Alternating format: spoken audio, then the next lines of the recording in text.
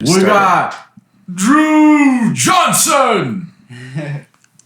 He's from the Bay, and he's here to lay down and spray some knowledge on you folks, okay? That was incredible. And what we're going to do is talk about the deepest facets of our lives. We might smoke a cigarette and then get super weird as soon as we're ready, just like that. We want to introduce the world to Drew Johnson. All right. Drew is a wonderful vibes player, vibraphone player for anybody who watches this and really wants to get into this with us.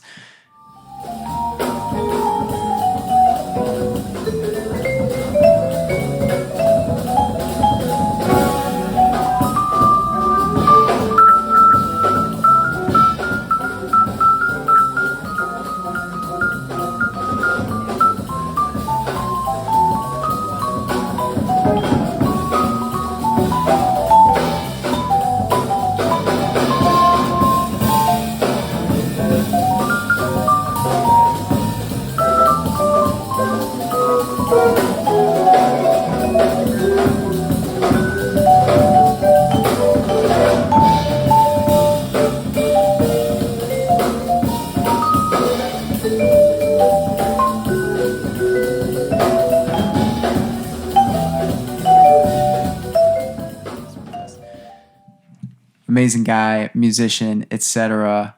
Plays with us. So we wanted to have a hangout, have him over.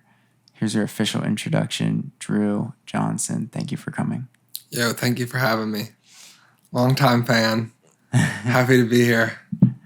Tell anybody who's listening your 3 random questions. Favorite breed of dog, favorite ethnic food, and favorite place that you would want to travel to. Okay, let me see if I can get that. The first one was favorite breed of dog. I like the bigger dogs, I feel. I like a pit bull. That's probably my favorite. Yeah. That's okay. right. And then definitely Mexican food. There you go. I can eat Mexican or Tex-Mex every day and like Same. not feel like it's getting bland. And then place I want to go, Madrid. I've never been to Madrid. Never been to Spain. Wow. So who are you and what is the meaning of life?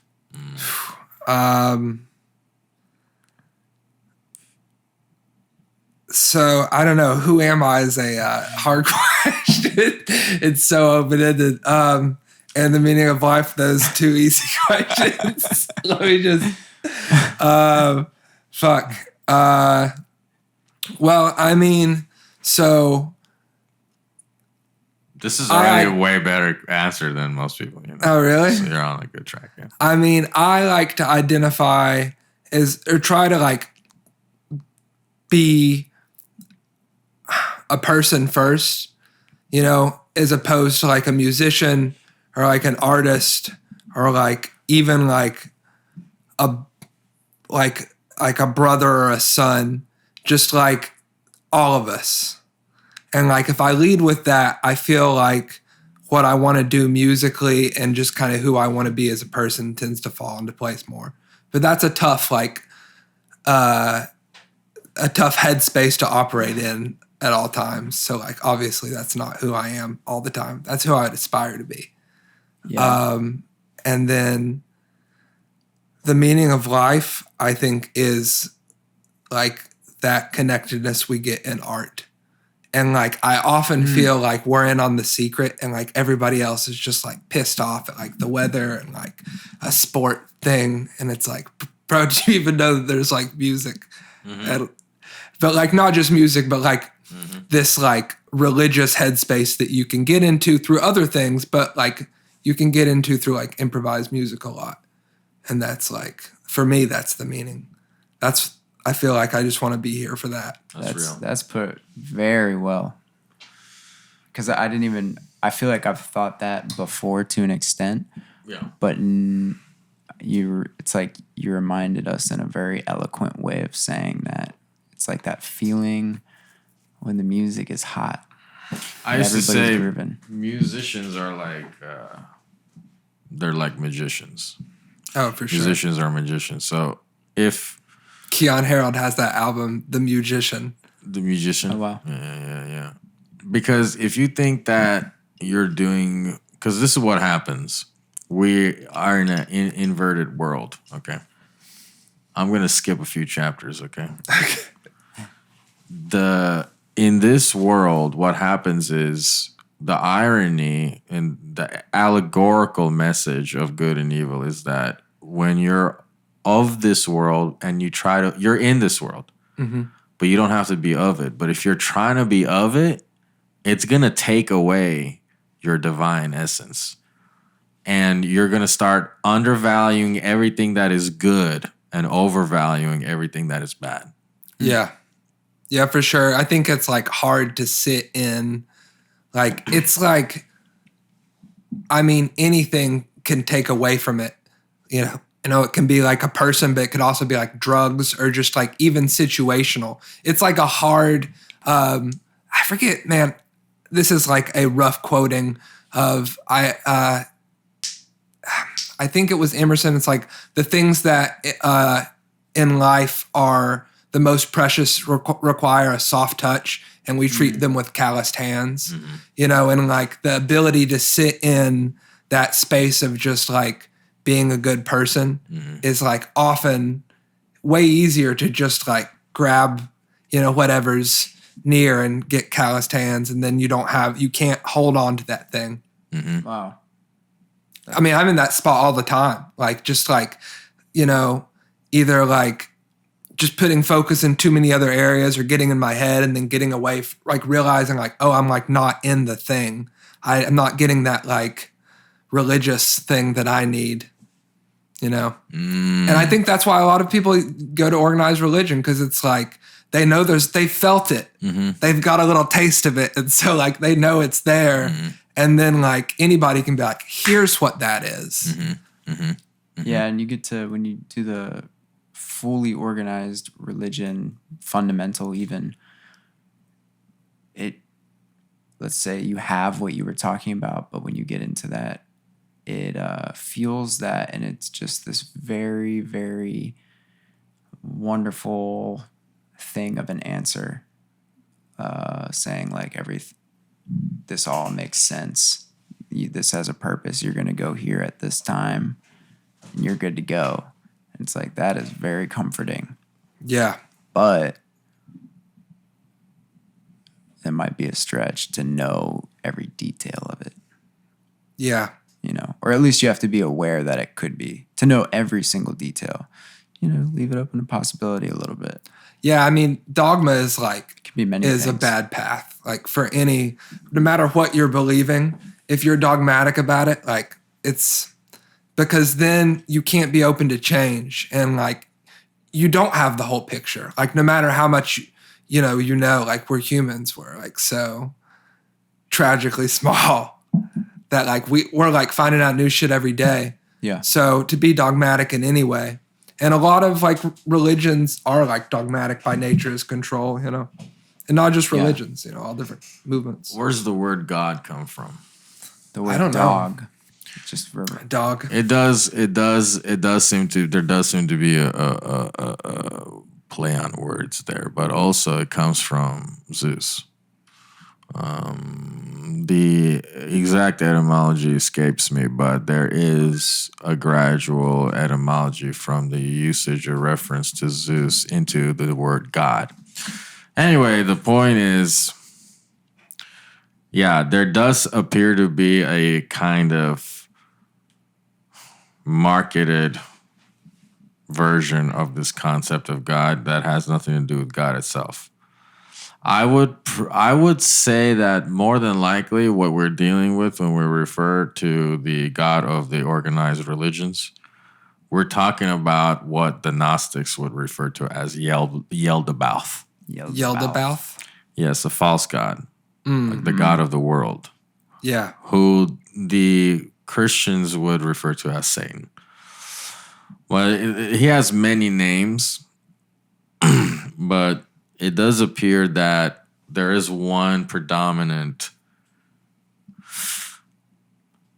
connection between the Yaldabaoth that is revered in our marketed religions and the true God, which is that the prevailing notion of free will.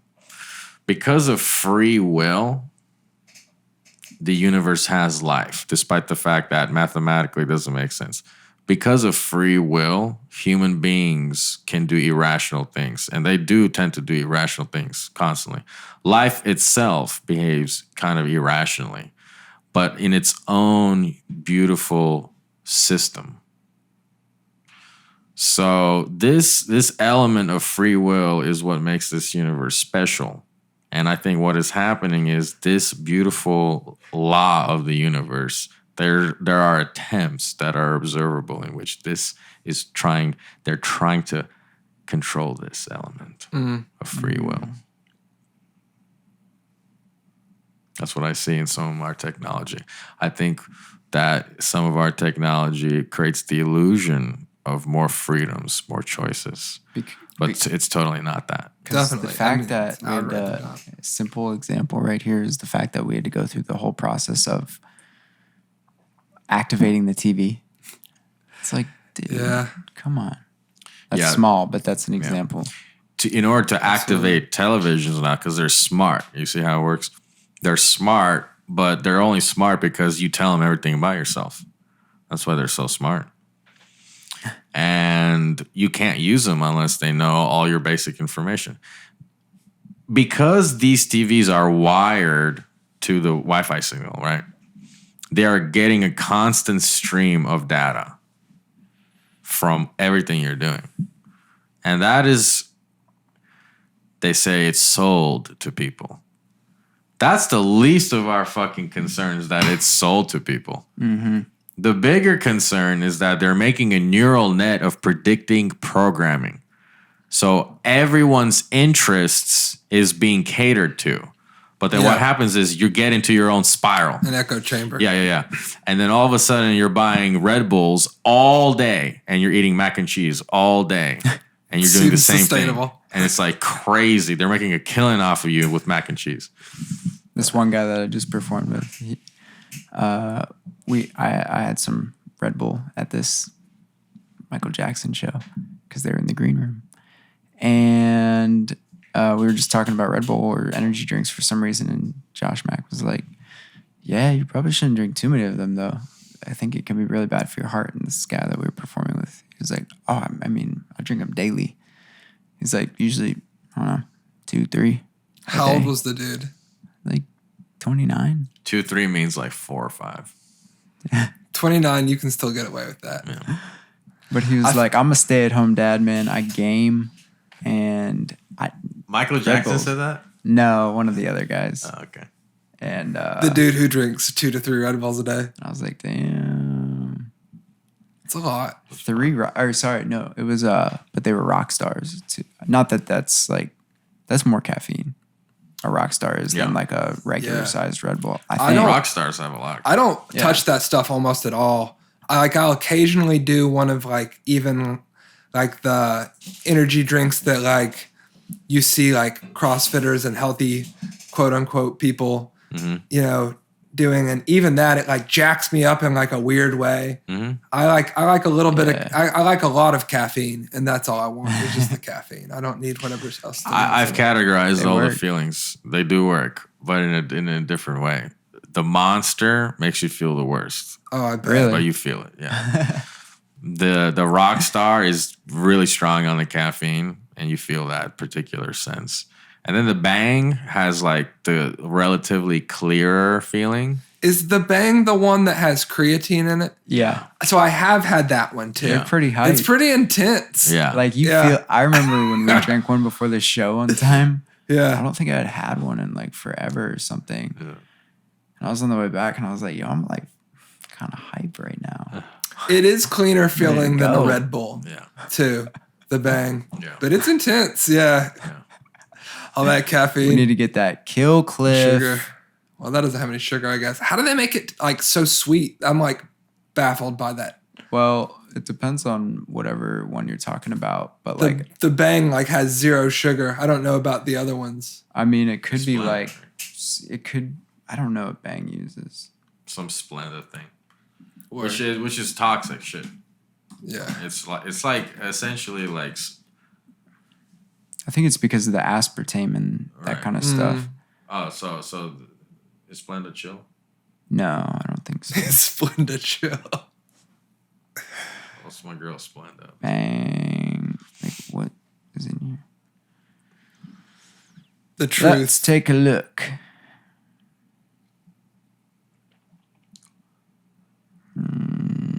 Vitamins. Did I miss something? Super Sucralose. creatine. Sucralose. Registered. That's what our sweetener is. Ah. Which is also, I don't think that's good for you. I love that super creatine is in all caps. Go to sucralose side effects. Yo. This is what tinfoil hat people do, guys. Check it out. All you need to know. We go on DuckDuckGo, which is, by the way, DuckDuckGo is one step away from being Google.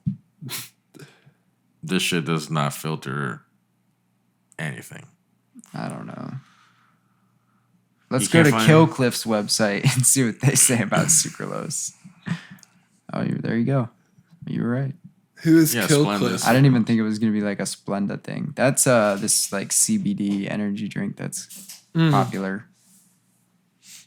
And it's supposed to be somewhat healthier. There you go. Sucralose. Okay. The danger. Sucralose is a chemical compound that was first discovered through the development of insecticides. While the chemical is never intended to be consumed, sucralose is now the most used artificial sweetener in the world. Let's take a look at why the world. Okay, gut damage, No surprise there. high risk of cancer, Oh, that one actually does surprise bad me. digestion, creates. Yeah, sucralose is like carcinogens. one step away from being a fucking plastic. Creates carcinogens. That's good. But like everything is a carcinogen. Like living as a human is kind of a carcinogen. Yeah, But you can that's like saying exercise can kill you. 100%. Yo, do y'all know that Donald Trump believes that humans have a finite battery that they're operating from, and when you exercise, you are depleting some of that power, making Really? your life shorter. Damn, he says that, huh? On the record. Well, maybe exercising so much makes your life shorter. I don't fucking know. All these bodybuilders die at 52. Yeah, I mean, like But I that's think the steroids. yeah, for sure. But like also just pushing your body to an extreme. Yeah, their is backs not do break a safe. lot. You know, yeah, like Ronnie have hip Coleman's around, like yeah. fucked up. Yeah. Let's watch this video for a second. Okay. Donald Trump's single weirdest belief. Oh, bro. I'm assuming this is it. You want to know my exercise mantra? Run only when chased. On a weekend in mid-July, President Donald Trump played golf twice. Now, maybe self-conscious of his time spent on the links, Trump also made a point of defending himself against critics of his leisure time, although none were readily obvious, at least to me. Tweeted Trump, quote, "I know many in the business and politics that work out endlessly. I think this to the is point of it. exhaustion. It is their number one passion in life, but nobody complains. My exercise is playing, almost never during the week, a quick round of golf. Obama played more and much longer rounds. Classic no problem. ending. When I play, fake news CNN and others park themselves anywhere they can to get a picture, then scream, 'President Trump is playing golf!' Actually, I play very fast, get a lot of work done on the golf course, and also get a tiny bit of exercise. Not bad. Sidebar, it is not true that President Barack Obama played more golf than Donald Trump. According to Golf Digest, Obama played 113 rounds of golf during his entire first term. By CNN's count, Trump has now visited one of his golf properties 277 times in his 3+ years as president.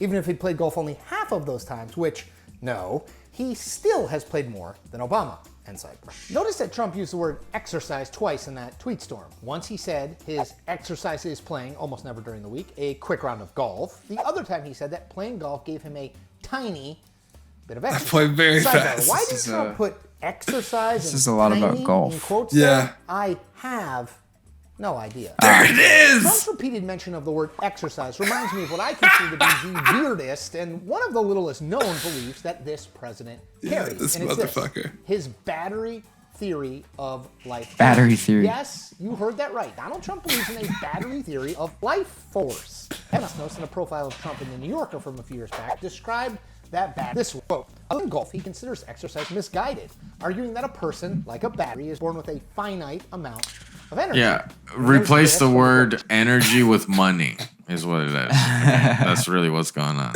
He thinks battery means for him, can I make another deal? Right. Like if I'm doing squats, I'm not making a deal. You know what I'm saying? I think he's literally that dumb.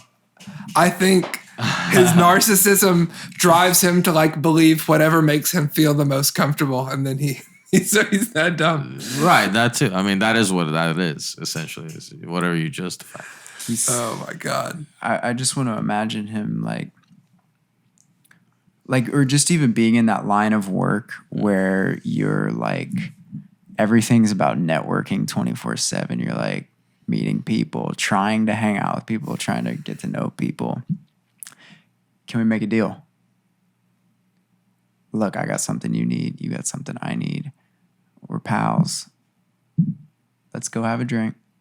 We'll talk about it. A little something else might happen, then we'll make a deal. How about that? Yeah. Yeah, man. It's he's a weird fucking dude. And like he grew up like in a very interesting, like weird time too, you know, with his like father being like in real estate, and I think it was Brooklyn. And then he you know, yeah. I want to send Wild. some clips over to Chad's Telegram, and then shout out to my my Soviet comrades out there making an app that's taking over the whole world. And then we're gonna have our homie Tyler Fisher on for a podcast very soon here. But I wanted to show Drew some of his comedy. Just Oh, word. This is one of y'all's friends? well, Soon to we'll be make him best a friend. Oh, He's word. he's just a hilarious. Like I just found him because he was doing these shorts, and then I realized he did this insane Jordan Peterson impression. Like it's making fun of himself. It's making fun of Jordan Peterson. It's making fun of everybody, and they sound dead on Oh, like shit. him. I love a good Jordan Peterson impression. That wasn't even what I was gonna go to. I will give you a minute of this because you need to see. Yeah, hit me He does with an whatever. amazing Trump impression. Anyway, but I saw excited. him while get we into were it. in New York Oh, word. because he was at the Brooklyn Comedy Club, and then I was like, "Dude, we need to have you on the podcast," and he said he was gonna do it. So hopefully we'll see him here. We'll just get a taste of this because it's.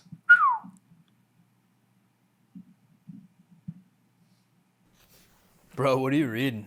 Just this book someone gave me, 12 Rules for Life. You ever read it? Yeah, I think so. Yeah, it's kind of making me think, bro. Dude, you hungry? You wanna order a pizza?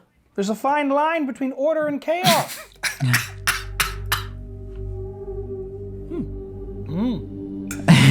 All right, bro, what size pizza you want? I don't know. Small, medium, doesn't matter. No, let's get precise. Let's get precise.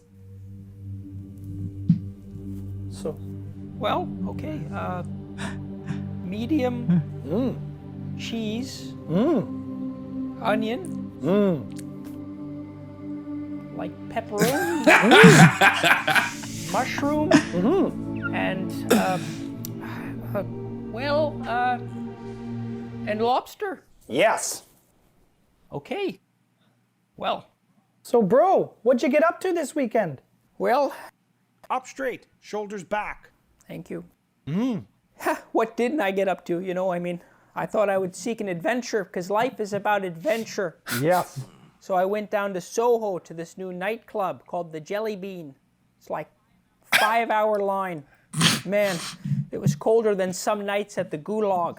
So, I walk in and it's like there's people everywhere and it's like I have to sort of figure out what is this? I have to sort of map out the meaning. And it's like, you won't believe it, but this supermodel comes up to me and she goes, do you want to come back to my hotel room and have sex with me? I was like bloody blown away, and I'm thinking like, well, sure. I want to go get some quick, meaningless, pleasure. But it's like, where is it going to lead? Well, you could just try foreplay. This works a lot. Amazing. It's a lot. They're fucking on it. Yeah. They got, especially, I guess, the comedian's the dude who was the skinnier dude. With the beard. Yeah. Yeah. He's really got the Jordan Peterson, Yeah, thing down. he's really got it. the mannerisms too. Yeah.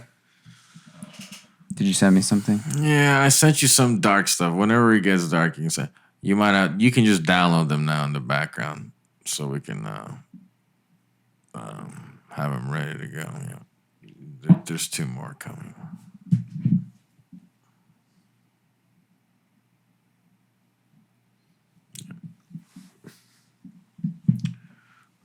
And it's.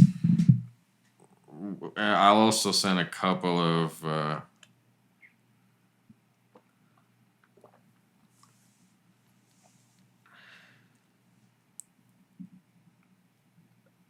Supporting evidence, just to create a bit of a rhetoric here. To create a writ. Yeah, stevia. That's interesting. Yeah, I was looking to see like if stevia is actually bad for you because I feel like it's what is really stevia? good. It's like the all natural What is it made of? sweetener. The stevia leaf. Stevia leaf. That's cool. Definitely has a different taste to it, but Yeah. okie dokie. Let's open one of these here. Yeah. We have to kind of watch them in order. That's how I Oh, okay. Is organize that them. Epstein? Yeah, that's Epstein. What? Which one came first?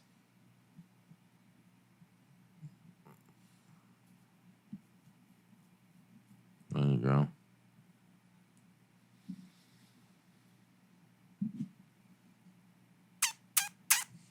All right. This one first? Yeah. All right. No. Oh. What about $60,000 worth of eggs? Yeah. What? If you have an abortion, that's very valuable. Umbilical cord, and the placenta, not, in your period blood is so rich with stem cells. We regard it as waste, and it actually should be. It should be captured as recycled, and it shouldn't go to waste. It's life for somebody, It's life for mankind. The best eggs are 16 to 18 years old. Those are the best eggs. As you get older, your eggs get weaker. So you may not be our candidate. No, that's fine. I'm here with my business anyway. Wow. So that was. That was hard to watch. Did you hear everything he was saying? Yeah. Could you understand it? Yeah. True. Now, I've watched the first part of that. I will explain the context. He's sitting down with some supermodels that he wants. This woman right here in the shot is his wife. Okay. Yeah. Whom he had a kid with, but the kid allegedly was a rape child. And Who is this dude? This is, oh yeah, sorry about that. Peter Nygaard. Peter Nygaard is a billionaire fashion mogul out of Canada. And Chris Hansen from To Catch a Predator, who is now an investigative journalist, hired a team to investigate allegations that Peter Nygaard was impregnating underage girls and then aborting their fetuses so that he can harvest the stem cells. Jesus, that is fucked. So he was trying to sell those supermodels. He was trying to sell them in getting them to give him their eggs, so he could harvest the stem cells from the eggs, and really he would clone himself from the embryo, and then he would have an infant, and then harvest the infant. And he was just going through all the parts from the umbilical cord, from the rest of the fetus that can be used for thousands of dollars, but also for life-sustaining treatment, which he was so interested in because he was obsessed with extending his life. All the alleged victims were under 16. Jeez. Yeah, this is a documented case. arrest. This is a breakthrough case. He's in prison right now, but allegedly has a great king-size bed and a vegan diet. And so he's a great guy. And let's go to the next clip. I already gave all the details you need from that Wikipedia article. He was obsessed, Peter Nygaard was, with stem cell research and anything Why is he in that front of the could get his drum hands on to preserve his health and youth and to create longevity.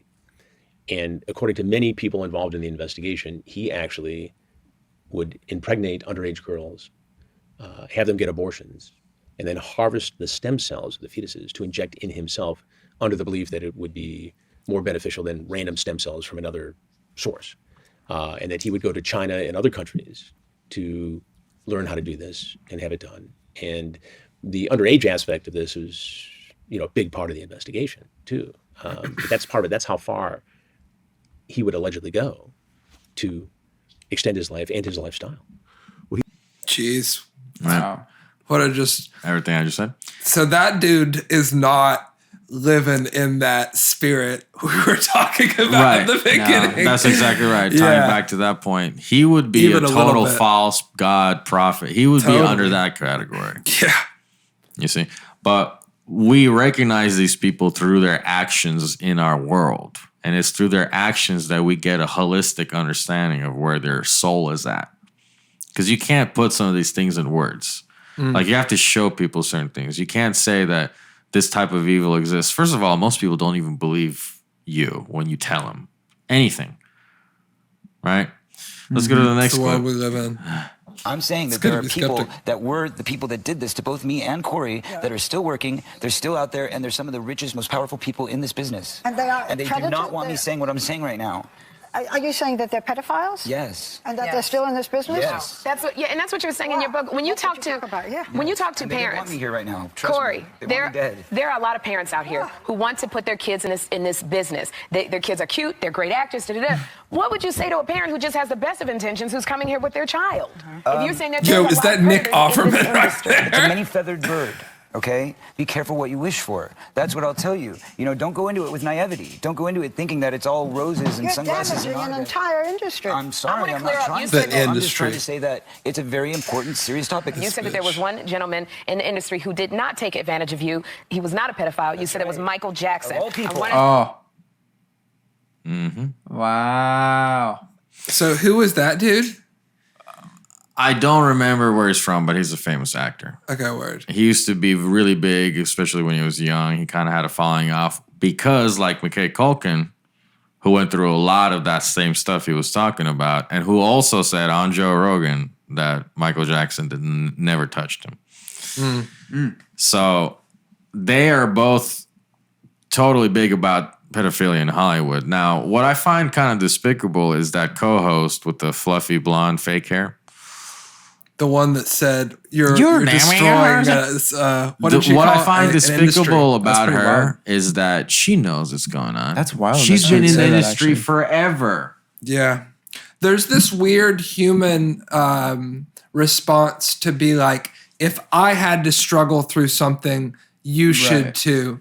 And some people have that more than others, Who are you referring to? I think I it's struggle. no one specific. It's just like a human. I mean, you can see it, in like people's response to the like the student debt relief, for example. Yeah. A big argument was like, well, other people had to pay back their loans. I had to struggle. You shouldn't. You should too.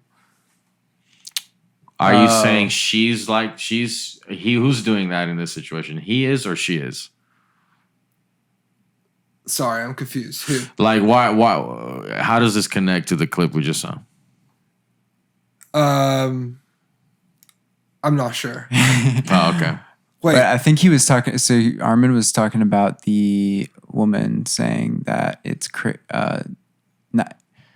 You're damning a whole industry. Damning the whole industry. You're damning the whole industry by saying this right now. And then my whole point is that she's a veteran of the industry. Mm-hmm. Everyone in the industry knows what's going on. It's not a secret. It hasn't been a secret for 150 years that Hollywood does this shit. Right. I remember my through point. It was that she had to struggle. Like, obviously, like, that's what I look thought how you meant. old she is in this industry. Like, of course, she's seen some shit.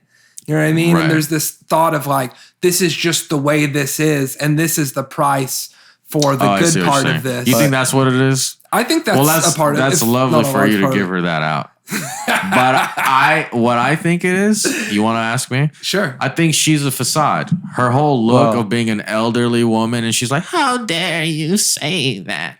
is a freaking facade. And she's a co-host trying to act like she's all innocent. But I know she spread her little coochie out for plenty of boys out there in Hollywood, okay?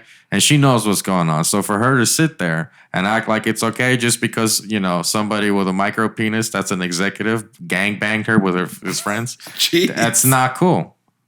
That's no excuse for that. I think there's also a mixed, like what Drew's saying is probably like some sprinkling on top as well too, because nobody in their right mind is going to be happy if they have to go through anything that's like that. And so maybe they get through it and they have their good life, but then she's also thinking about him saying like, and this is all hypothetical, if I did it, then you should suffer too. But also if this were to come up today on a talk show, the way she responded would be way off limits.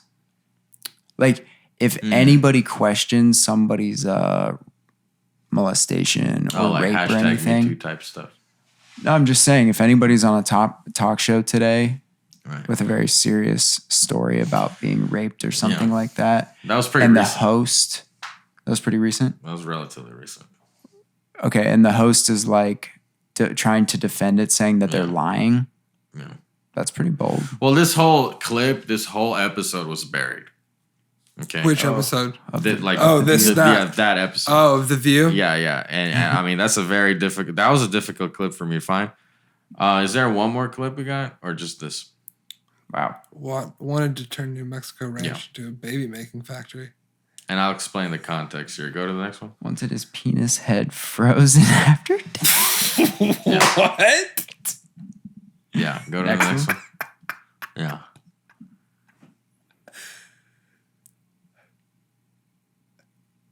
Yeah. Wow. Next one.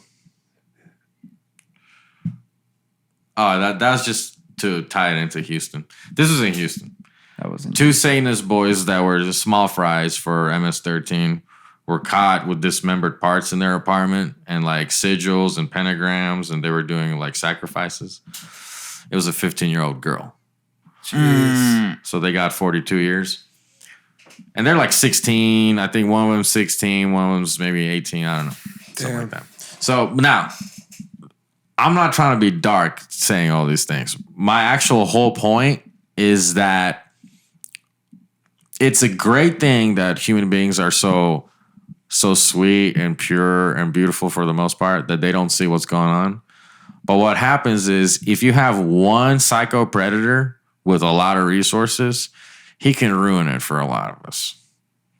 And because we're so docile and we're so nice, we just kind of put up with it, kind of like dogs, basically.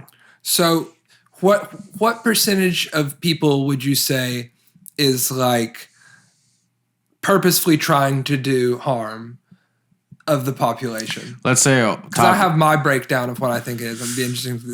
Let's say top 1%. We're talking about billionaires, right? Of these billionaires, I think it's the 1% of the 1%. Yeah. And you think so? Oh, so you think it's like directly equated to wealth? It's not that it's directly correlated to wealth. Is that psychos tend to obsess over resources because they want to dominate. Like it's like a means to an end. I was also going to say, I don't even think it necessarily has to be because of the wealth, but anybody who's at the top making decisions is not going to be poor. Yeah. They're either going to be extremely wealthy or they're going to be like something else. Money doesn't mean what it means to us to them. Because to us, it means comfort. They're past that threshold. They've been past that threshold for generations. They're about something else. They're Maybe about power. Cementing their power hold. It does seem like more money. Like I feel like I just understood the feeling of like more money, more power or something, where you have so much money that think of money as like a drug. The money is, you have so much that you don't have to think about spending it on anything. But then you say, man, now I'm starting to lose happiness with the money. But then maybe you accidentally get a taste of power because you have that money. Let's make it an accident. So you're like, oh, I'm in power now. And then you keep having opportunities to grow yourself and grow more powerful and like dominate more things. Yeah, it's interesting. I think, definitely with like wealth is going to come the want for the power. And maybe it's insatiable, but you would think that, I would hope that you would be able to just say, I have a lot and I can chill. But it doesn't seem like that. No. For some people, there's no end.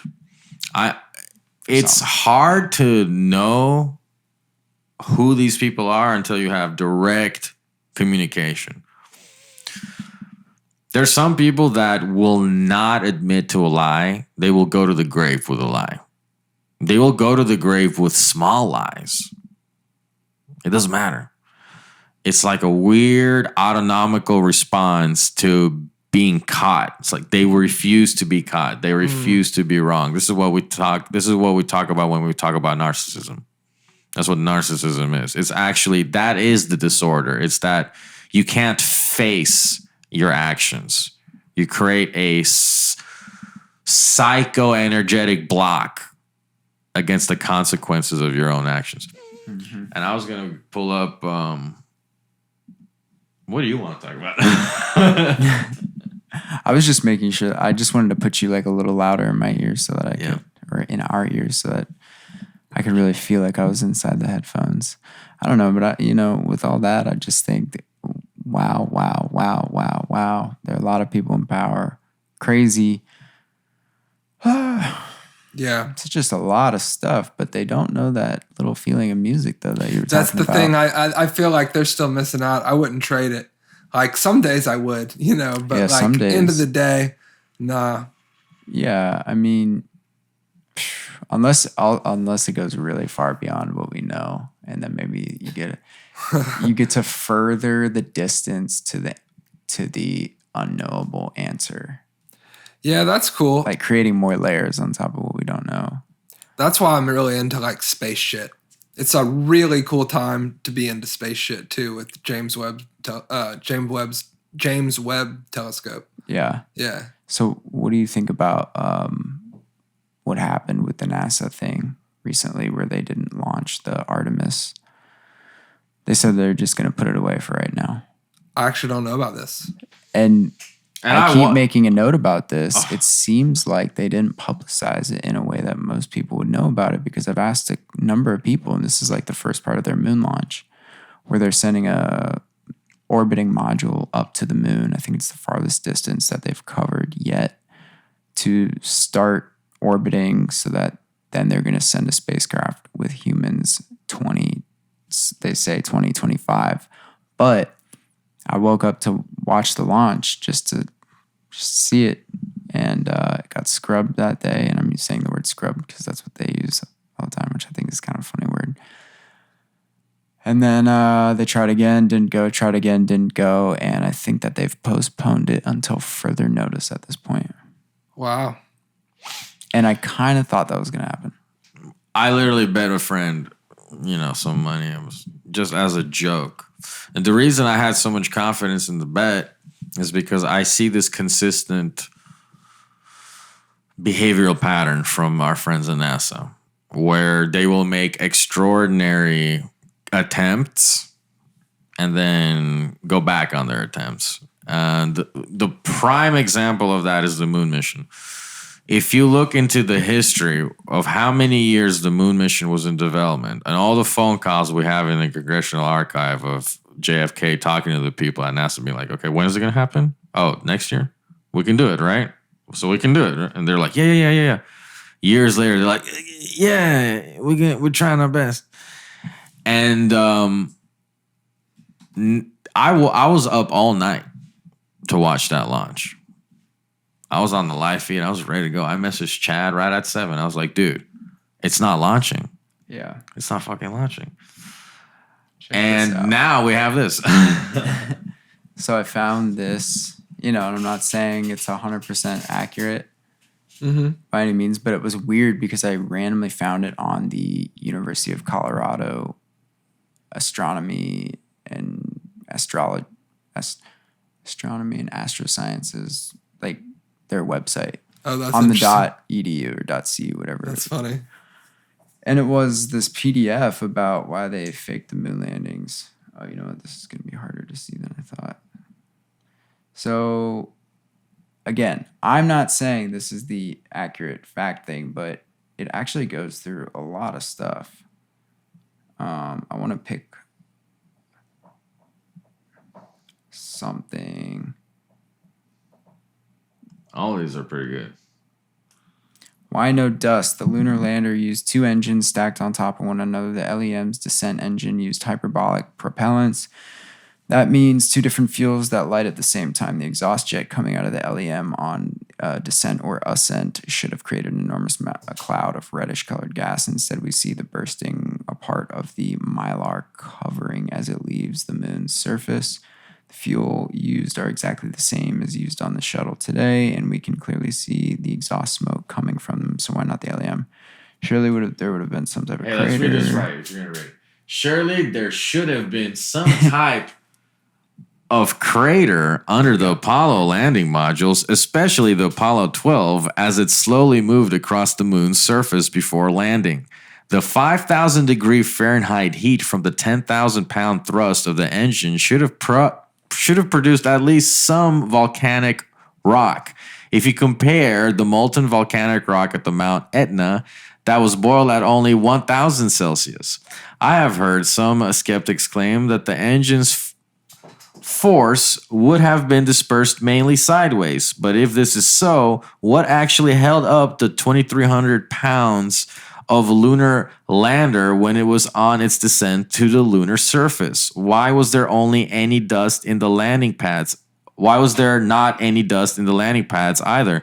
There's certainly lots of dust scattered when the LEM is leaving the moon, and if the engine simply blew all the dust away from around the LEM as it landed, how did Armstrong manage to create that famous footprint? So it's the question of the gravitational effect on dust, and why does it seem like there's no dust equivalent to the landing of the solid object? That's one of the small points. There's dozens of points here. I haven't done my due diligence about reading about this radiation, but that's kind of a interesting one where they're actually saying that the radiation is so intense that you actually cannot go through it.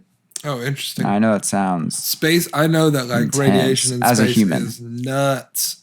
Yeah. Like when people get excited about space travel and about how we're going to be doing, I'm like, I would not go into space. That is some scary fucking shit.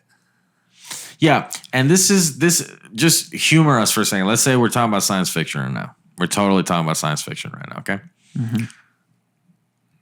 The radiation is not only intense, but it's to the extent of it being almost a ephemeral pseudo solid mass formation around the entire planet, which is so difficult to go through that few people really attempt it, and there's an entire other legitimate space program that does so, but it isn't NASA. So NASA is a PR firm that we get to tune into, and we're like, oh my God, this is what we're doing. That's not what they're doing.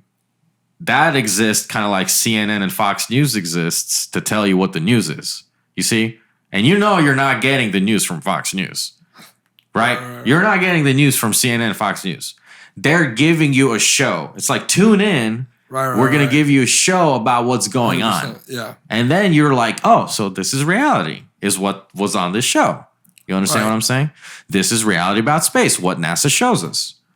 You understand what I'm saying? Who is it then if it's not NASA? Well, there's the number one, there's Space Force, right? Which they created pretty recently. And then there's Warner Van Braun's whole NASA mission. He's the individual that started NASA. And he does have concrete things that he oversaw, projects. So what it is, and we can get into what's real, what's not real. For example, Chad, what do you know about this stuff? As I'm pulling up a clip for Joe. About the Werner von Braun? Yeah. Or get into it. Basically, just that Werner von Braun was coming out of Operation Paperclip. And that was a United States mission that took hundreds of Nazi scientists out of Germany after World War II and brought them, the best and brightest of Germany, and brought them to the United States.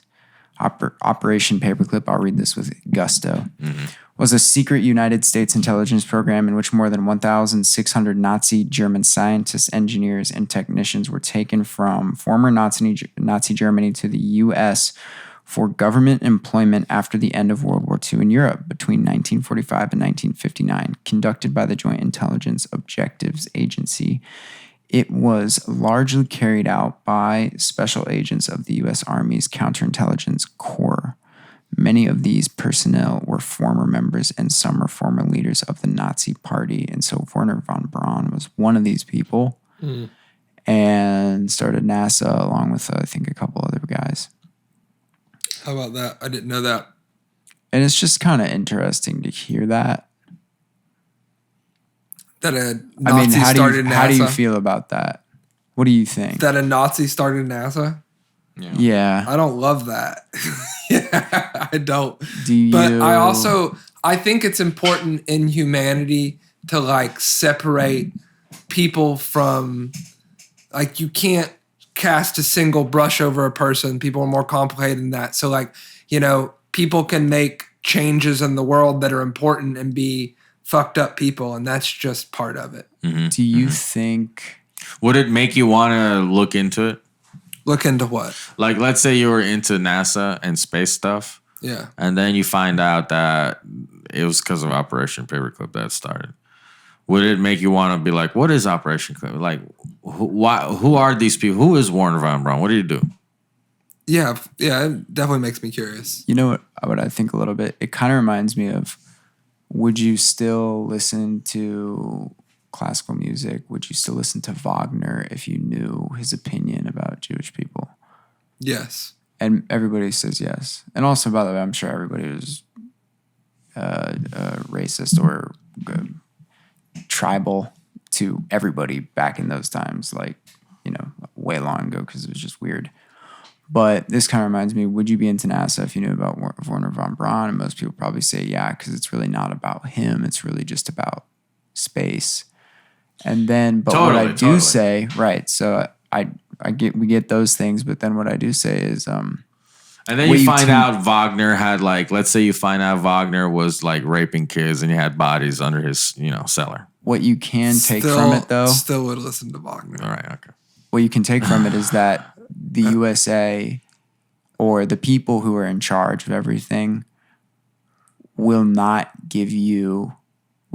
be transparent with you, to put it really blandly. That's what I would take from that. Yeah, that's a bummer. Because they'll say that Nazis are bad, Germany was bad during that time, but we're going to take the 200. Yeah, I mean... Sorry, the 1,600. The government being like hypocritical and problematic is just... It's like, did they really have 1,600 scientists that were just killing it? Probably. I mean, Germany's pretty big. Did you know that Hugo Boss created the Nazi uniforms? No. The SS apparel? Did you know that Volkswagen was designed by Adolf Hitler? No, I didn't know that. Did you know that the Olympic symbol was designed by Adolf Hitler? Did not know that either. You don't know this stuff? No. I know that he That's was crazy. a failed artist, and that's like part of why. But I think You know, I've he was seen a some of his failed artist, but paintings. he was pretty good. They weren't. funny. Let's look up a Hitler painting. Sorry. That sounded really happy when I said that. But I remember somebody saying that to me, and I looked it up, He and I would've was like, just yo, kept this is painting. like, Yeah, it's not bad. I'm down. Damn, bro, why'd you have to go like That's pretty solid. talk about taking a left turn? What's wrong with that? It's like too. I mean, it's not like I'm not saying it's amazing, right, but it's good enough that he should have kept going. if this is by him, that's pretty insane. Yeah. Because like the amount of technical skill this takes, I will not. Yeah, come he's anywhere near using this. foreshadowing. He's using the atmospheric occlusion. He's using everything. I mean, he's got to go now. It's good. Yeah, nobody's saying he's But a the point- Hieronymus Bosch. No, yeah. We love the Bosch though. Yeah, and this isn't even the point. Is there's the more you learn about anything, like the more Drew, Bosch Drew, is look, amazing. look at my eyes. The more I learn about anybody, right? The more I learn about you, then I'll be like, oh, I didn't know that adds a whole dimension, right? Oh, totally. Yeah. Like I don't know shit about you right now. You don't know that much about me. I guarantee you, the more you unravel, it's gonna add so much to the painting. You dig what I'm saying? Of course, yeah. But not only that, Chadwick. Yeah, look at that. Yeah, I love Bosch, dude. So actually, I Total was fucking pedo. Okay.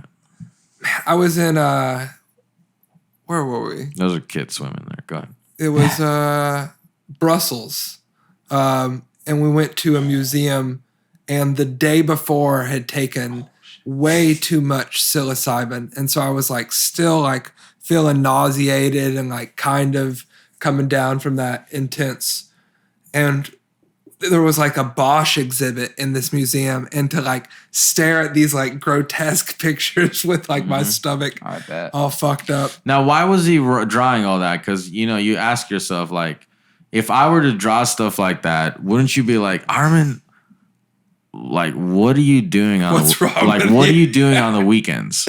Yeah, look at this fucking painting, dude. It's so wild. Like, I would be like, Drew, take me to whatever club you're in. Right? I mean, there's Yikes. all sorts of shit going on here. That's him right there.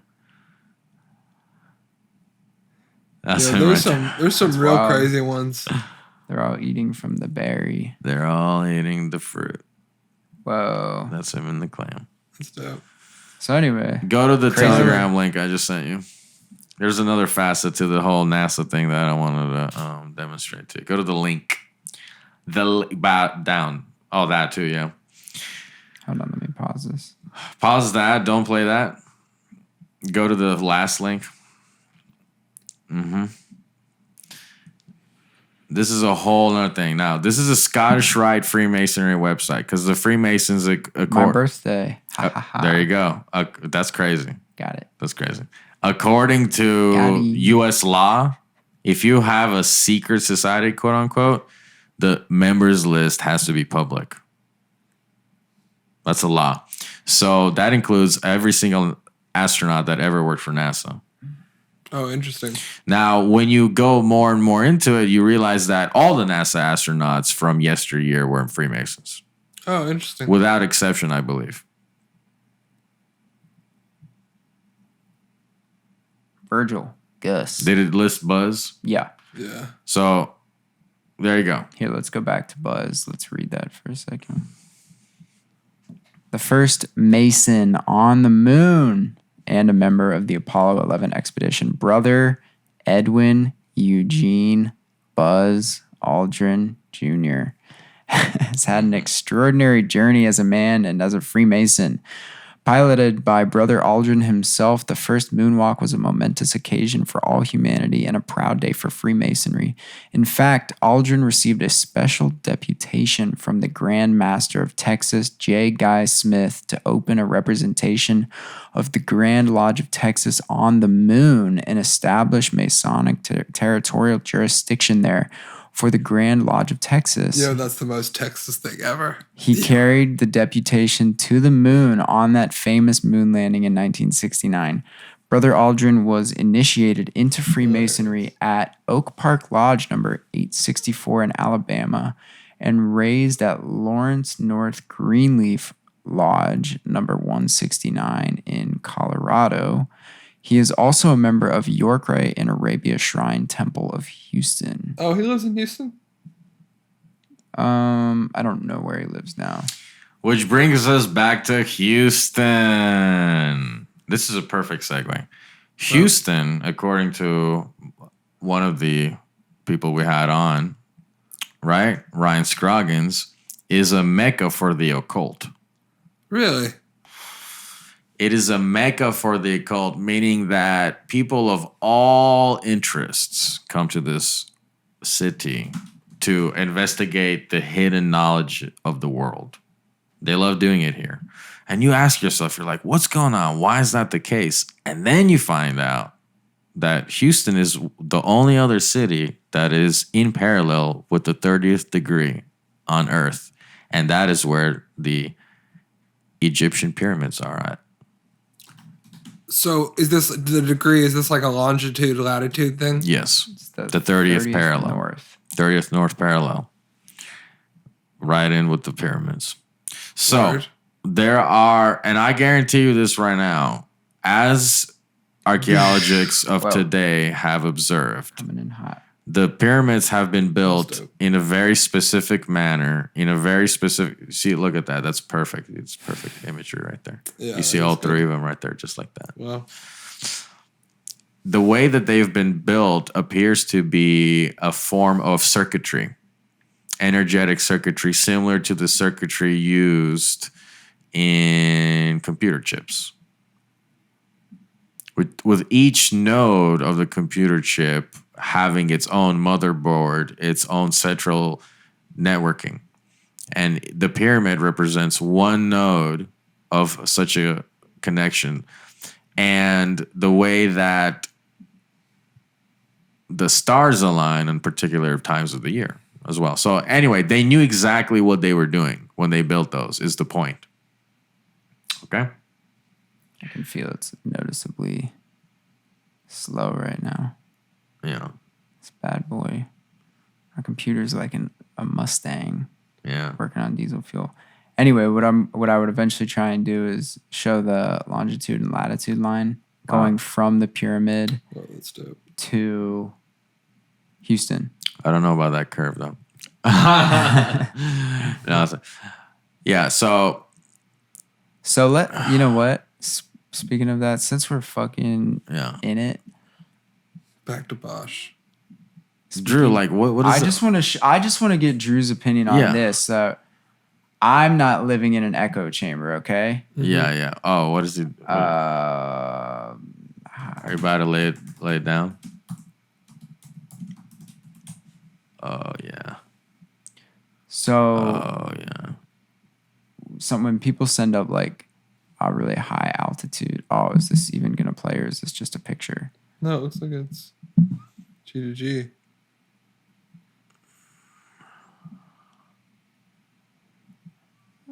Let me preface this. When people send up a high altitude balloon, which can sometimes be used to monitor weather, which I think they would do at military bases as well, they put a camera on it and you can basically tell like when it's leveled or mounted, whatever, it's just steady. And if the Earth, and again, I'm not over here saying I think that the Earth is flat, but when I see something like this, I'm going to need somebody to like say something very clear that counteracts this.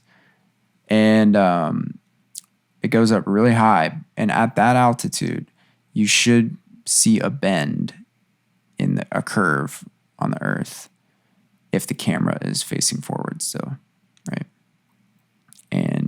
you don't. Because about every 6 miles or so, there's a drop for the curvature. How many degrees is the drop? Every 6 miles, it's like a certain amount of degrees drop. I want to say it's like... We'll look Anybody can do this. Go to wolframalpha.com. They'll show you the exact equation using the circumference of the Earth. Okay, word. Or...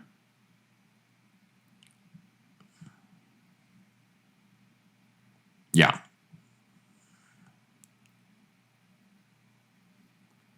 Yo, that would be crazy to actually... There's your level.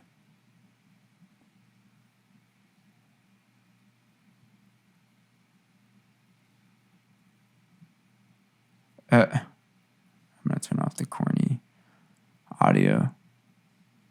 Yeah, it's just miles and miles of level land. But like thought experiment. You see this. What do you think? I don't think the Earth is flat. I would be interested to like find out like who these dudes are and like check out how they did this. Because I'm always like open. I'm never like dogmatic about anything, but I trust like a good deal of scientists who I hear talk about, other things. And I'm on board with that too. Yeah, I mean, I agree with that. I want that, but I haven't seen anybody talk about this, like even this subject. Like, nobody touches this. And sorry. Yeah. One person did talk about this. Refute it? Well, he didn't refute it, but somebody, I forgot what podcast it is, somebody showed this clip to Neil deGrasse Tyson on a podcast. And they said, yeah, this was at 144,000 feet, man. And like, they didn't see anything. Like, what's going on? And Neil said, well, you're not going to see a curve at 144,000 feet. Oh, interesting. Where would you see the curve? I don't know. But if that's the case, then the Earth is much bigger than what we're being told. Right. That was what I was going to say. So let's say it still can be curved. What if it's just huge? Like, what if there's more than we know? Because, which I know sounds crazy too, but we haven't gone around the world. Like, we haven't like navigated from point A to point B on our own or with our own equipment or something like that. Yeah. Have you been to China? I've China. been to China. Just kidding. Right? Yeah. Like we haven't been in the front seat of like a plane that can do whatever it needs to do. Like even just that much more perspective, maybe we'd understand how things work or maybe even just how things look. And maybe everything is correct already. Because I think like understanding the proportion of Earth is kind of tough. Like especially because of the oceans.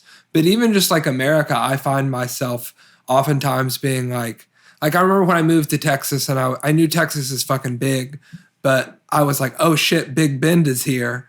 I'm definitely going to go to Big Bend. I love going to national parks. And it's like 13 hours to get there. No, not for Is me. it not? No, like 9. Is it? Oh, it's like 9. But 9, that's still a long time. When so I looked it up and I was just like, what the hell? Like this is in Texas? Yeah. But like that's like the scale of Texas, and then that's huge. Texas, either direction. If you're in the center, it can take you more than 10 hours to get through. That's so wild. It's awesome. Yeah, the Earth's giant, and so that's why I think about Africa too. And you're like, it's that much bigger. Yeah. So this is you cannot see the curve. And that dude there you go. Yeah. So let's just see what he has to say. What's his name? Felix Baumgartner. South by Southwest. He would have been about 2 millimeters above the surface of this globe. That's his edge of space jump.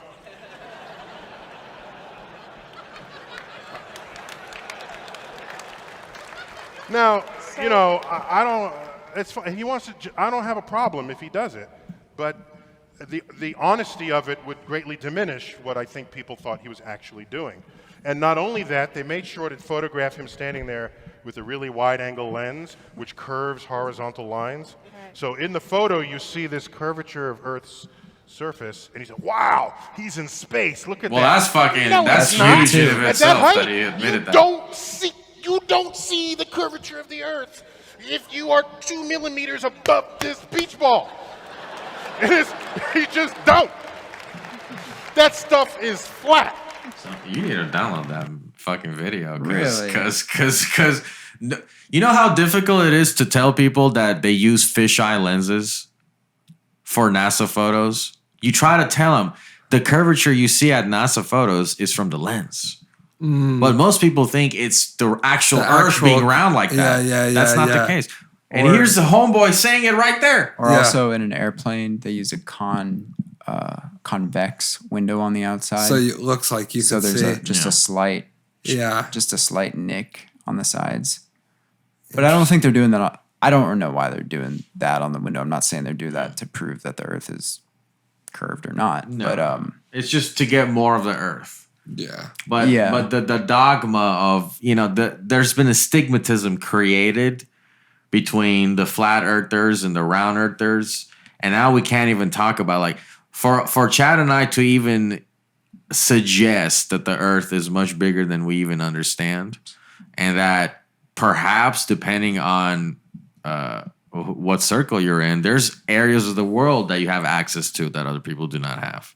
Just like there's mansions and plots of land here in Texas that I cannot go to right now. And also that we've never seen. And they're like whole like hidden like ranches with crazy African animals. Mm-hmm. And people selling stuff like I do know that about in Texas. That in Texas there are like several endangered animals that this is the place where there are the most. Yeah.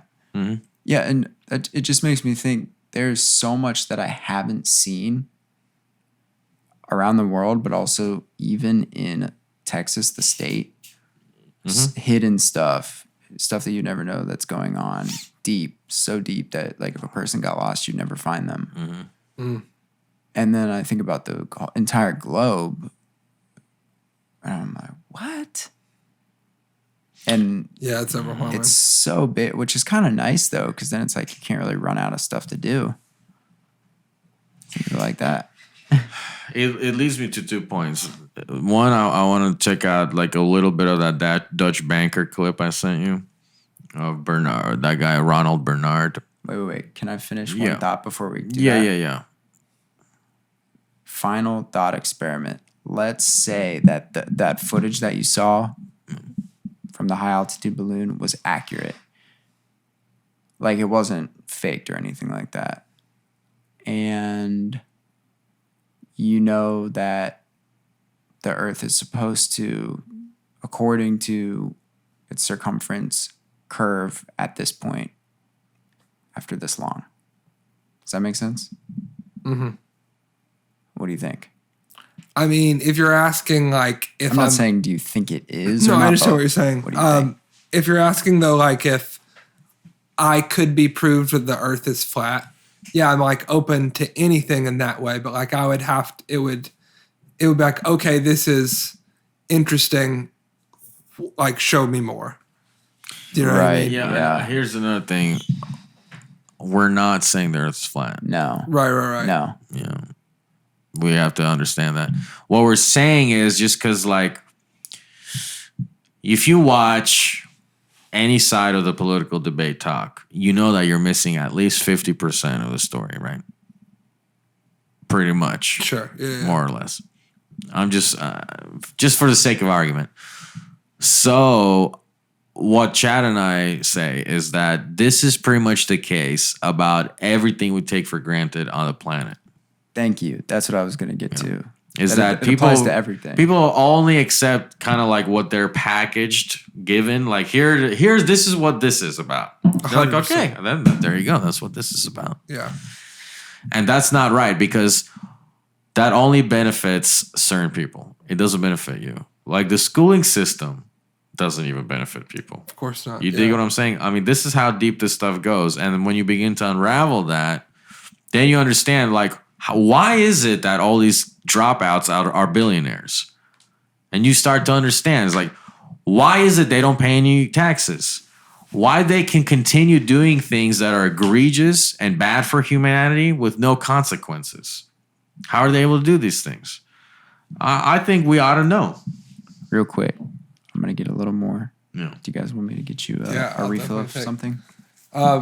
Sophie mentioned that there was like a honey lavender version of this. Don't you want to just take a pause? Pause the cameras. Yeah, we can do that. Take a quick pause. We're going to take a quick pause and we'll be right back. So what you just said is that when you actually write something down, not write something down. When you experience something, you understand it through this thing called experiential knowledge, which you said is more tangible or more fundamental than something in writing or something that's been told to you and you're copying something like that. Yeah. Right. And so I was talking about this the other night, and it seems like everything we learn is just memorizing something else that's been prescribed to us. Even math, maybe, you have to memorize all these rules for how things go. Mm-hmm. This is how they go. Yeah. Now, I think Even differential equations they're derivatives of equations that have been laid out formulaically previously. So when you're doing differential equations, you might say, well, what about differential equations? That certainly is representative of something real. It's like, it is representative of something real. The mechanism of it perhaps could be real. But the language you're using to describe the universe might be totally made up. Or flawed. Does it actually, are we describing the universe? Or are we describing our experience of the universe? Yeah. I mean, that's like I think we were talking about this other night that like, it's pretty much 50-50 if this is like a simulation or real. But like, does it really matter? And it's everything and it's nothing all at the same time. Yeah. It's an organic simulation. It's a biological simulation. And it might be. See, there might be it's like there can be an answer, but until we have that same proof that we're asking for like the moon or the earth or something like that, we're not going to know because we haven't experienced it. Yeah, experiential is interesting though too, because you can also have like a flaw and then like be more cemented. Like, you know, like if you see someone like commit a robbery, like your mind might be like, they had red hair, but they didn't have red hair. Right. Your mind just kind of like filled in the gaps because things were moving fast. Yeah, there's also lying.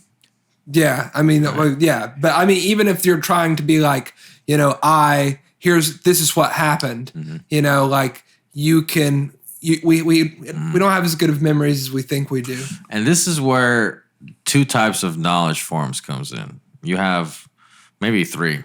Base level, what you got is you memorize knowledge. Memorize knowledge. Very useful for words. Yeah, words. Very useful for obeying commands and doing multiple tasks. History. This happened at this point. Right. So, for example, police would love a recruit that's good at memorizing tasks and words. Right. Because that's operational intelligence. But then there is instinctual intelligence, or holistic intelligence, where you're looking at multiple vectors and combining them to give a more three-dimensional view of what is going on. But there's even higher than that, where it comes from wisdom, it comes from instinct, comes from epigenetics, it comes from evolution, and everything combines into what people would refer to as... We got a visual aid. Higher knowledge. And this is where the great mystics of lore come in, like the Thoth gentleman here from ancient Egypt, Kemet. Chad, come in. Tell me. Hit me with the thought. Here, I'll give you my thoughts. Did I say thought or thoth? Everything that you said thoth, and that's fine. Good. Yeah. Everything that was said was, I would add on to it that what you guys were talking about, lying or whatever else you said. I think that this is a spectrum of stuff because there's stuff that we got to roll with because it is definitely in our baseline objective reality here. Right? Sure. But I'm talking about kind of on the other end of the spectrum where it's a lot bigger and way more unknown. And that can go from physical to non-physical. How about that? Physical to non-physical. And because none of us, have ever, and I don't know who has, like as an example, in one straight trip, like you said, gone from the North Pole to the South Pole, mapped it out. Circumnavigate, but from that, on that axis. Yeah. Mm. Did you know that, Drew, that there no plane commercial that we know of? Commercial? No commercial route circumnavigates the planet. You know what I mean by that? Goes around the whole thing. Yeah, it goes around the whole thing. Not a single route we know of does that. Oh, no. So no commercial airliner route. Yeah. Right. That's true. But okay, that might, maybe somebody has. And I want to be, I'm saying that very technically so that I'm in the right here, because if I say no one has circumnavigated the Earth, people will be like,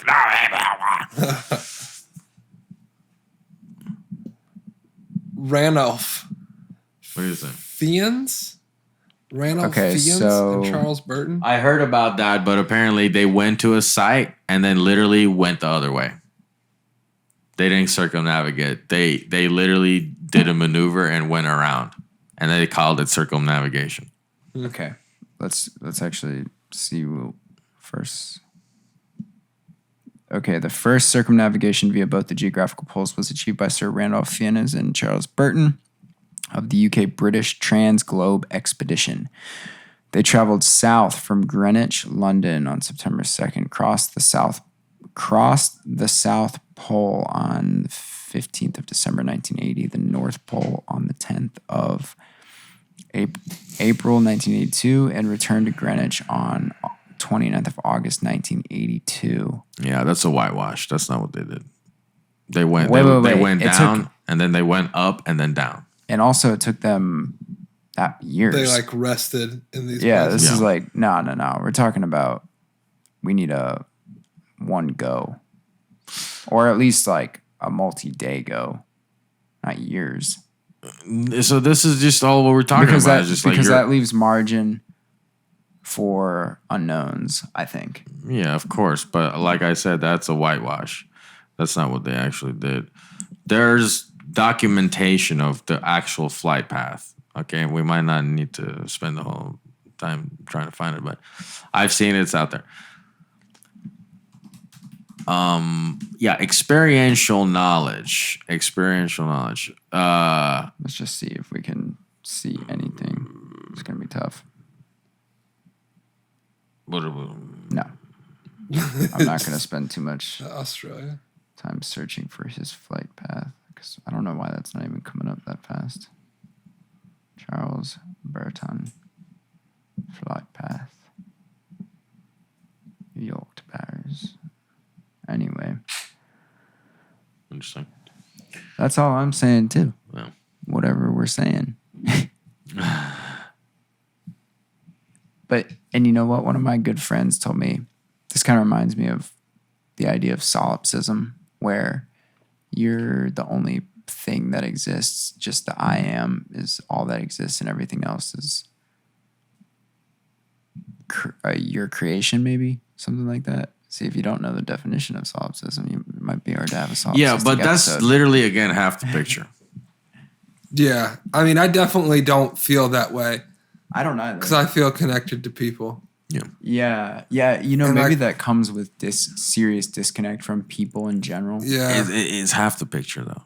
But What do you it's mean? technically half the picture. So, in other words, reality is constant interactivity between energetic sources of consciousness. Yeah. we're constantly bouncing off each other's frequencies, and this creates multiple effects throughout. There's local effects, there's macro effects, there's solar effects. Sure. And that's what we're in. We're in a cosmic web. Everything's firing off at the same time, like just like synapses in the brain. That's how society works. That's how reality works. That's how our agreed upon reality works. So our reality only works if we agree upon it, like this conversation. Right. But if we agree upon the language being used. Yes. Even. But also existence works, ecosystems works off that. Nature works with agreed laws. This is where the simulation concept kicks in. You're like, holy shit, everything is laws. It's just math. It's both. Yeah. That's the real fucking trippy thing about it. Right. And then you understand just the grand nature of what we're in. I mean, if you really, if it really sinks in, you're like, mother of God. You're like, wow. Yeah. Yeah. Just what's crazy about it too, just about life, is that we keep finding smaller things and keep finding bigger things. Exactly. And it's like, whoa, we're just keeping expanding in both fucking directions. Oh shit. Right. Yeah, and you know, I thought one time there was one night I was really deep, and I was just thinking,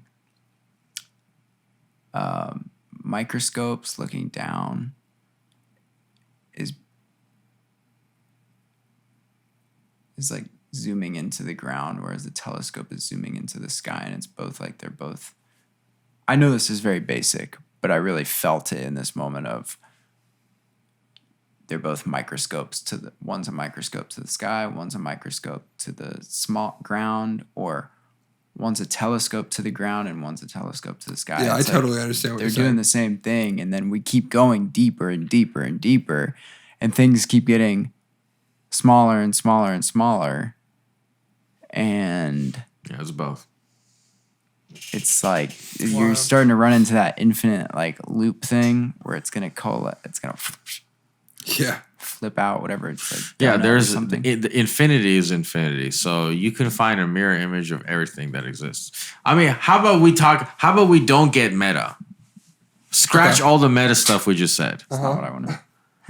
It's making me hungry right now. Not what I wanted. Yeah, I want that infinity donut. Yeah. Scratch everything we just said, which is in esoteric literature, it's in occult literature, it's in Freemasonic, it's in Hindu scripts, it's in everything. But let's just talk about science. What did you look up just now? Something like this, kind of. It's dope. You know. Yeah. Right. Just keeps on coming in and out and in and out. It's in and it's out. Yeah. What did you the just say? observation thing, quantum observation. The quantum observation phenomenon. That is some wild shit. Yeah. I mean, that in and of itself is extremely implicative. And this is why scientists are afraid. They're afraid to admit that phenomenologically they cannot grasp even what they're dealing with. Right. Yeah, I mean, it's wild. The fact that our perception is somehow changing reality. Like, it's like, whoa, shit. Yeah, it's pretty nuts. But it doesn't mean the particles aren't there. It's just that, again, what I'm They're saying, both it's there both. and not there. It's Yeah. both. It's kind of like maybe like shining a flashlight into a dark room where it's like everything's in there, but it's pitch black and you don't see it. But then we turn the light on. Yeah, and that's what could happen if we had eyes like bees. Like if we had bee eyes, but they were even more advanced, like human sized, we could see so much more. Just think about that. Yeah, we'd be seeing people's like temperature changes constantly. We'd know that would change the way we communicate. Think about that. What would that do to civilization trajectory? If you had bee eyes? If you had bee eyes and you could sense fucking just heat emanating from your balls at random moments. That would be a lot. I would learn so much about you. You know what I'm saying? Yeah. Oh, I thought it was going to morph. That's hilarious. What's crazy is when you're dealing with these infinite shapes. Oh, shit.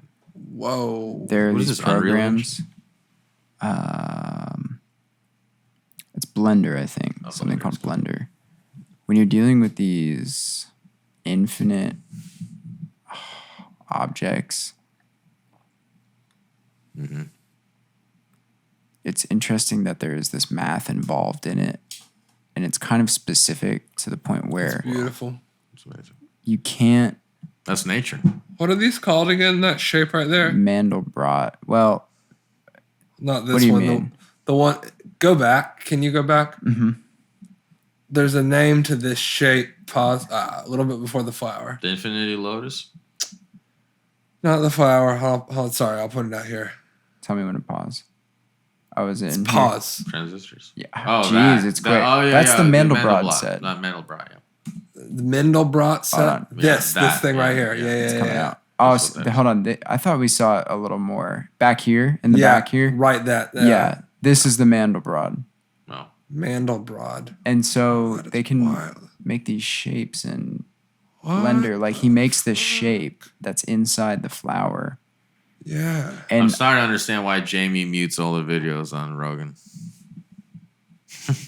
It's true, unless they need to. audio. Oh, interesting. No, but anyway, go ahead. Oh, look at that. Whoa, that is wild. And you can create that using chemistry too. Yeah, he creates it. And what's crazy about Blender, which I don't know really anything about in general, but I've gained some understanding of it. They start literally starting with a blank square cube. Mm-hmm. And then what's interesting is what they're doing right now. The way they're chaining together things. Yeah, modular. Reminds me of this program called Max, which is like a music/sound program that I had to take a class in. That was unnecessarily complicated for me and I did not enjoy it. But it was it was like a virtual analog synth almost. Right. Just to create sounds and then commands, like the sound happens at this point when this happens at this time. Visual, like it's so intense. Anyway, but you're just creating in here. You're creating every aspect of it, like the texture, like what it's made out of, how it's being viewed, like that's wild. I didn't even know this. This app's called Blender. Blender. Yeah, it's one of the seminal platforms for 3D design. Whoa, that's fucking dope. A lot of stuff has been tradition done. I mean, even Pixar was on Blender back in the day. And I still think they do a lot of stuff on Blender. So very common for the Mandelbrot thing, you do need to put in, I think, certain numbers. Jeez, it's like we're here for so long and now we're here. Which that's so crazy. Looks like a shandy. And that's snowflakes right there. Right, yeah. That's actually every molecule pretty much looks like that in some crystalline form. Yeah, the smallest structure in any known crystal you can buy off anywhere, Walmart, if you find a crystal, has this structure. All of life has that structure. The universe has that structure. Matter of fact, they think that the cosmic web, check this out. So there's a phenomenal observation, right? They think, well, by they, I'm talking about the people that used to talk about string theory, aka M theory. But then it turned to string theory, and then it turned to just wave theory. Now they scrapped the whole thing. You know what else they scrapped? The theory of relativity. Yeah. Look into this. You think the theory of relativity is still used? No. They're like, it doesn't make enough sense. Because of the quantum stuff? Because of the quantum stuff. So then now they're thinking that all of existence is a multi-dimensional tesseract cube of some sort. I do know this. And then it interfaces with our particular frequency of existence and it creates our reality. It comes in, it's like this is in slow motion, but this is like billions of years. It comes in, it goes, and then it's interfacing. And then once the cube is out of our realm, our universe dies or it transforms into something else or we go evolve with it, whatever. Does that even make sense? No. It's getting more and more complicated, though. I'll say that. Love that. Yeah. I love that idea. I love everything about it. I think that shit is Makes so sense. crazy. The multiverse is like something that I've intuitively felt like for a long time.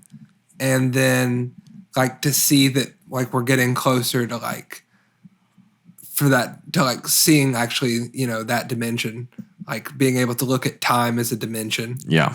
That's fucking dope. Yeah. I love it. And time is one of the consequences of this reality interfacing with our universe. What are you saying? I watched that Kurt Rosenwinkel video you guys did with him, and he talks about like the like beauty of like your brief time on Earth, but that you are permanent in that like you existed, and so you will always exist in that time. And like that's like how that's that exact like thought of like everything you do is it is eternal, you know, will always be happening and kind of vibrating, or maybe till that tesseract leaves, you know. Right. Do you think that we are reincarnated? I have no idea. Yeah.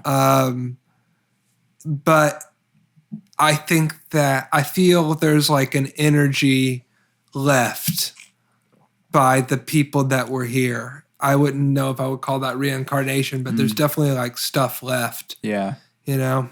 Yeah, that's a good way to put it too. Yeah.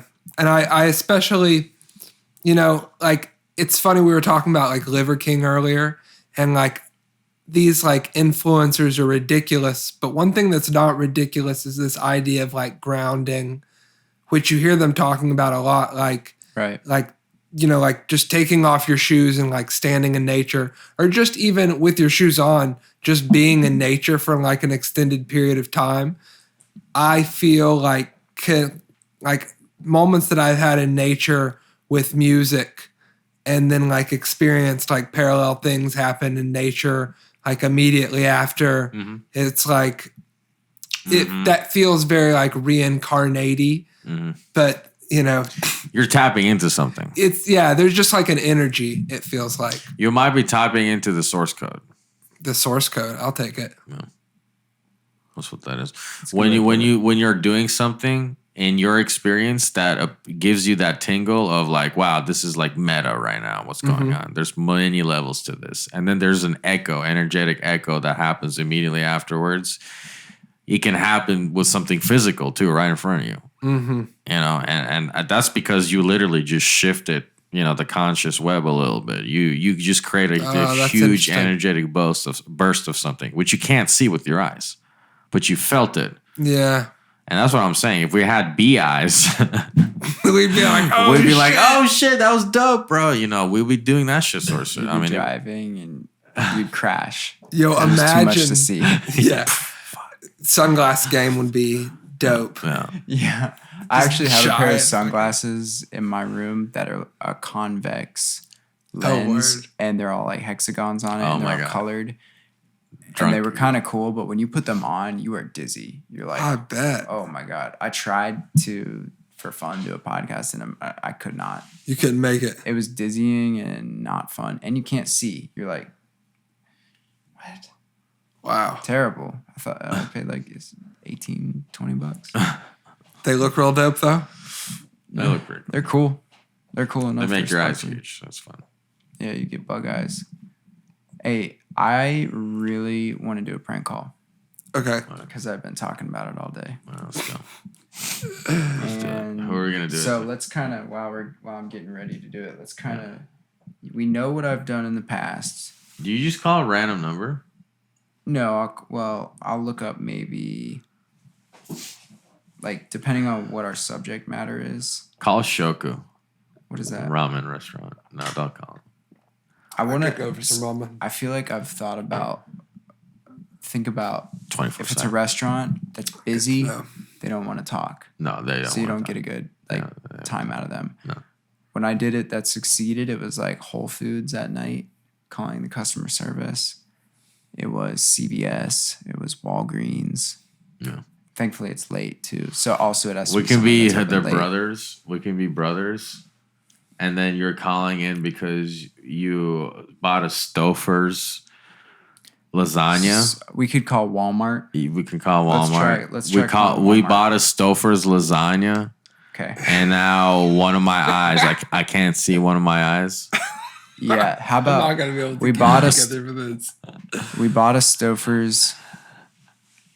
Maybe we can all do one. Yeah. I'll start. Yeah. I'll just go with this story for now. We bought a Stouffer's lasagna. Damn, it closed at 11. Oh fuck! What time is it? They close early now. Hold on. Let me get to one that's open.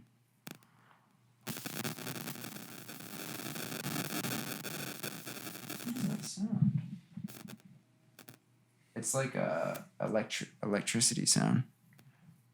Okay, all right.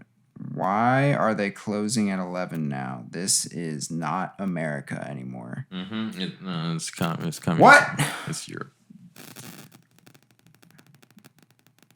Okay, we bought a Stouffer's lasagna. We put it in the microwave. It exploded. A piece of the hot cheese got on my eye. Oh my god. My eye is totally burnt.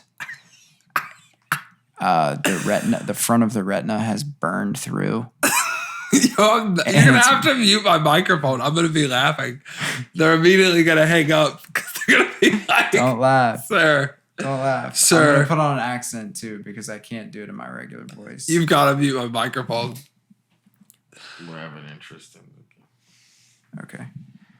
Let me just try not to laugh too hard. Or at least move. Well, it's not about your microphone. It's about the phone hearing you, so you're good. Oh, word. And I'll try and mute it if I can. Oh, then I'll definitely be able to. But just don't crack up out loud. Yeah, I can hold that in. As best as you can. I can definitely hold that in. All right. What is this? The digital feedback. It was when I unplugged my computer. Okay.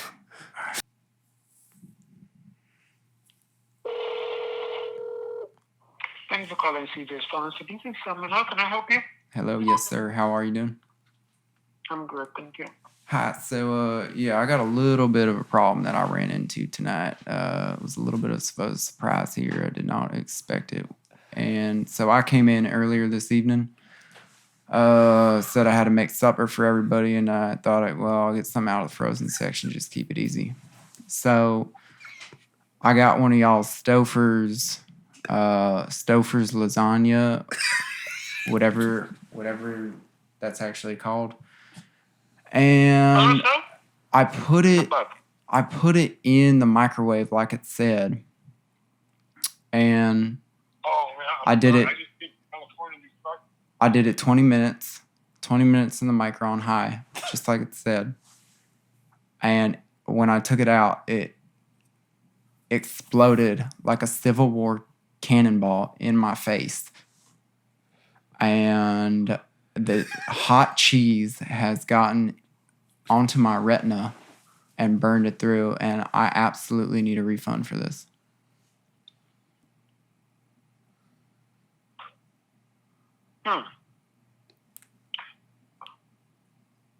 You were trying to microwave something and it blows on your face? The Stouffer lasagna got so hot that the cheese blew up on my face. Do you have your receipt with you, right? No, sir. I am in the bathroom with a towel on my bloody eyeball. You can come anytime you want to get it. You get your refund though. Is it that simple? Yeah. Okay. I'll be in about 5 minutes. We might need a towel in there because I am dripping blood right now. Okay. That was amazing. What a weird vibe. Yeah, that was like amazing. a hard vibe to go with. Yeah. I loved that. That was hilarious. He was like, okay. He's like, yeah, you could come in and return it. You're like, it has burned my eyeball. Yeah, you got your receipt? Yeah, amazing. That's good. Yeah, let's do it. Is it CVS or no? You don't have, I did CVS, but it can be a different one. Do a Walgreens. Shit. At one point, I was like, he's on to us. Well, what's interesting is I can hear myself in the mic. So like any like small sound I make, I'm like, oh shit, I'm being really loud. So several times like, oh man, he heard me like crack. But I'm not sure if he actually did. He may. We tried. We're gonna splice the clip, and then we're gonna come to this section where we're trying to call multiple places, but they were closed, and it's a freaking blue ball situation. I feel like the first one was pretty good though. Like the first one was his incredibly like calm and to the point demeanor. Yeah. In the face of a potentially burned retina. He totally as called the dude shots. at the pharmacy is. It's interesting. It was funny. He had you. He had the whole situation under control. He did. He was no nonsense. Mm-hmm. It's like, look, you got the receipt. You come back. You probably have to be like that For if you work at a sure. CVS. He's definitely one of the smartest pharmacists. Well, when people, it's like if you're working at a CVS on midnight somewhere, especially if it's in a weird area, you're going to have to understand that there's going to be some weird stuff that goes on because people are wacky. Yeah. They're wacky tacky. Mm-hmm. But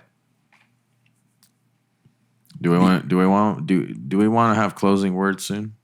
Yeah. Oh yeah, because also I was looking at the camera's gonna die. No, I can't exactly see it from here. My vision has definitely gotten a bit worse. But I've noticed that recently. But I know that there's a memory card thing going on.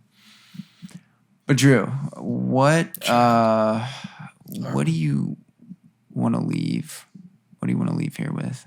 What do you want your last words here in this inaugural podcast of sorts to be?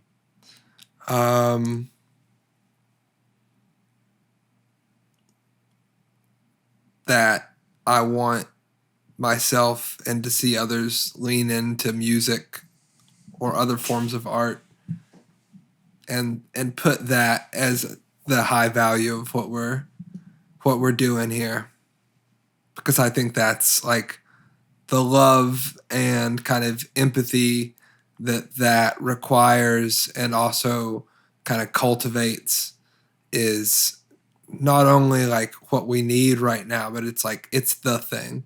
It's for me, and I think for many others, it's the meaning that everybody's searching for, and like we're kind of fucking everything up because everybody's looking for the meaning in all the wrong places. Mm-hmm. And it's in the art, but it's not the art. The art's just kind of the way to it. Mm-hmm. Yeah, I feel that. And what's cool is that almost everything can be an art of some sort, right? Yeah. I guess it's whatever you're passionate about, whatever you want to dedicate that specific energy flow to. Yeah, and it's interesting that like we were talking about time right before we started, and your ability to kind of like sit in this Zen state, or however you want to think about it, where you're like just perceiving and you're not thinking about what does this mean to me, or like how do I relate to this? Like that is an art, and like sitting in that, all of a sudden you have time for everything because your time is like slowed down. Because paradoxically, like you're not worried about yourself, and then you get to experience so much. Yeah. Yeah, you can experience more and just be like overwhelmed, and then suddenly you feel like a drop in the ocean. That's so true too. Like sometimes it goes from being beautiful to terrifying. Like, but it's all at the same time. Beautiful things are sometimes terrifying also. True. Like the Grand Valley, you're falling down, you're parachuting, you're like, whoa. Yeah, I would do that. Would you guys do that? Man. Like, I want jump to off something with a parachute. Only if I had a safe like jetpack, like emergency jetpack. Parachute with jetpack. Yeah. I really want to. I watched this video of these dudes getting tangled in the air the other day. Ooh, that's scary. They survived, but I was like, no, they ran into each other in the air. Yeah. And then they got tangled, but they made it down all right. Yeah. It's like, dude. I can't imagine the amount of terrifying. Or imagine like flying in a suit. You haven't opened your chute yet, and you're going around the rocks, and you just smash into a rock head on. Yeah. At least it's just black. Yeah. You're there. It's really interesting, like having spent a lot of time in the national parks. Yeah. That like the majority of people view them like amusement parks. And like nature will fuck you up and real quick. Like you can do a bunch of cool stuff in it, but like you're like upping your propensity of death. Mm-hmm. And like you should just like know that. Yeah. You know? These free climbers are outrageous. Yeah, they know. Yeah. Those people know. So weird. Yeah, Climbing that the Alex Honnold buildings. thing. Yeah, they don't care. It's amazing. They don't care about their lives. Which is so cool. You watched The Alpinist, right? I watched that too, yeah. Mark, what's his last name? Do you remember? LeBlanc? Mark. LeClaire? It's Mark something. Something. The Alpinist. This dude is like the illest. I mean, he's free soloing ice structures that are like Marc-Andre Leclerc. 11-11, make a wish. This dude. He died yeah. in an avalanche. Yeah. He didn't even die from falling or From anything. a mistake. Yeah, it wasn't a mistake. In an avalanche later. I love this stuff though, man. Although I've done just very limited climbing myself, I really identify like with just, I guess like, or the love of like the pushing what humans can do, like that idea, and just sacrificing yourself for the thing you love. Why does Red Bull only sponsor cool sports? Cooler sports? They know what's up. Like the jumping out of the rock of the we gotta look at that. But the jumping out of that capsule in space with that guy, and he would go unconscious while he was going down. Crazy. I was gonna do the soundtrack for one of those guys out of China. Didn't make it. That's crazy you mentioned that. What do you mean? I was literally gonna do the movie soundtrack for a guy in China that was trying to parachute from space. Whoa. Yeah. Oh, that's killing. And then he got cancer or something or other. But shit, there's a lot to talk about. Yeah, well, let's cap it here because we can always. This has been Houston Ensemble with Drew Johnson. And we'll probably have him back. Make sure to subscribe. You don't hear these conversations nowhere else. We like to find the elephants in the room and bottle them up and enslave them and turn them into podcasts. So we will see you guys next time. Peace.